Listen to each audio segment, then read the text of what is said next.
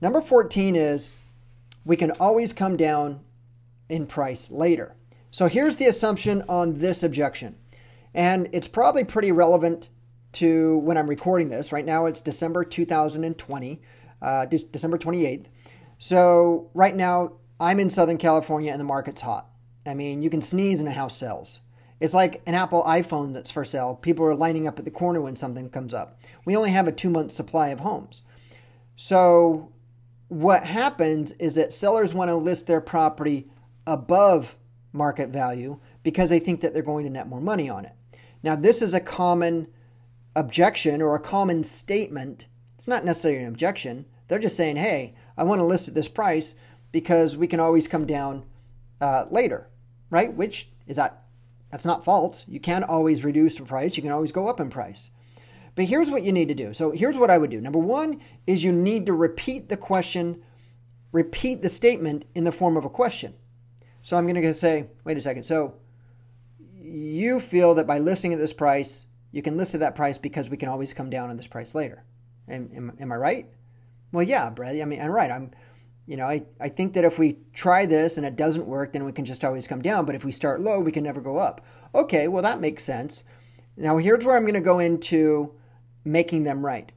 Well, that actually really makes sense. In fact, a lot of homeowners think that by listing their home above price, depending on the type of market, that it doesn't damage them and it just gives them the chance of making more money. Is that true with you? Well, yeah, that is true with me. Okay, so I get it. So, Mr. and Mrs. Seller, there are 3 common traits that I find that all homeowners want. Number 1 is they want to sell their home for the most money. They want to sell it in the quickest amount of time, and they want to sell it for the least amount of hassle. Now, are all 3 of those true for you as well? Okay, guys, so here's what I did. I confirmed their motivation, and I'm going back to what I believe to be true. And if you watched any of my videos, I use this technique quite a bit on the 3 things that most sellers want. I've been in this business for 23 years. I have never come across a seller that wants to sell their home for the lowest amount of money in the longest amount of time with the most amount of hassle. I've never had it. So if that's happened to you, I'm not writing it off that it couldn't happen. I mean, sometimes when I used to work a lot with banks, you would actually think that that was their plan. But I don't think that a traditional homeowner wants to do that. So those are my 3 assumptions going into this. And they'll say, well, yeah, Brett, of course. Well, can you see a problem with trying to list your home more than what the property is worth? So I asked them the question. You see, if I tell them the answer, I'm telling them, I'm not selling them. And you can't change a person's belief or their position, only they can. And the only way that you can get them to change their belief is them walking through your logic in their head. And the only way that you can do that is by asking questions. So when I say, well, can you see any problem about listing the property overpriced right out of the gate? Well, I don't see any problem. I think that I could just probably net more money because, as one of my goals is to net the most money. Absolutely. And you also want to sell it in the quickest amount of time with the least amount of hassle, right? Well, absolutely, I do. Okay. So did you know, Mr. and Mrs. Seller, did you know that the best time, the most activity that you get on the market is your first 2 or 3 weeks on the market? Did you know that? Well, no, but it kind of makes sense. Yeah, there are people out there right now looking for a home like yours. And do you think that all of them or most of them who have to get a loan, they have a budget for buying a home? Well, yeah, I do think they have a budget for buying a home. Okay, and if they're looking for a home like yours in a certain amount of budget and your property is listed outside of their budget, do you think that right buyer will ever be able to see it? Well, no, I don't think they'd be able to see it.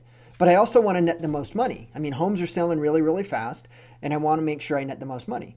Mr. and Ms. Seller, I totally get it. In fact, most homeowners think that that's the way to go. But has there ever been a time, that's an NLP technique, guys. I want them to go through and get the emotion out of this. Has there ever been a time where you went and looked at something or when you were looking for something and you came across something that you liked and you looked at the price and then you automatically eliminated it from consideration? A car, a house, whatever. It doesn't matter what it is. Has there ever been a time? Well, yeah. Well, this time is just like that time. Okay, so now I'm tying the emotion from the one thing into this. Well, this time is just like that time. You see, if you list your home overpriced, we're going to eliminate a lot of the best buyers from the house, which means that you're probably not going to sell it for the highest price possible, and it's likely that you're going to sell it not in the fastest amount of time either, which means it's going to have the most amount of hassle. Now, you don't want that, right? No, I don't.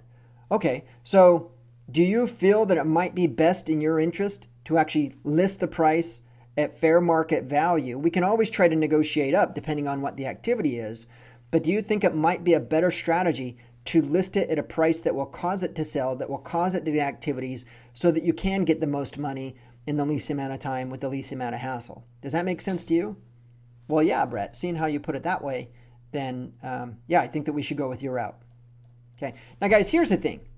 A conversation is not always about getting them to believe you. A conversation is about getting them to understand the point of view that you're trying to present, but having them come to their own conclusions. You see, if I just told them that they're not going to be able to sell their home at higher than market value, then now I'm challenging them. Now they're like, oh yeah, well, I'll show you. I have 5 other agents who will list it at that. Now they might say that, right? Let's say if they, we just met with 3 other agents who said that they would list it at this price. Well, absolutely. So you're meeting with other agents? Yeah, you met with 3 other agents. Okay. And if you don't mind me asking, what are the names of those agents? There's Bob Jones, Sally Davis, and, Jane Doe. Okay. Now I'm going to say, even if I know who they are, I'm like, I've never come across them. Do they do any business, a lot of business in this area? Yeah, they work in this area. Okay, because, me and my company have sold literally hundreds of homes in this exact area. And, you'd think if I would come across someone of those names.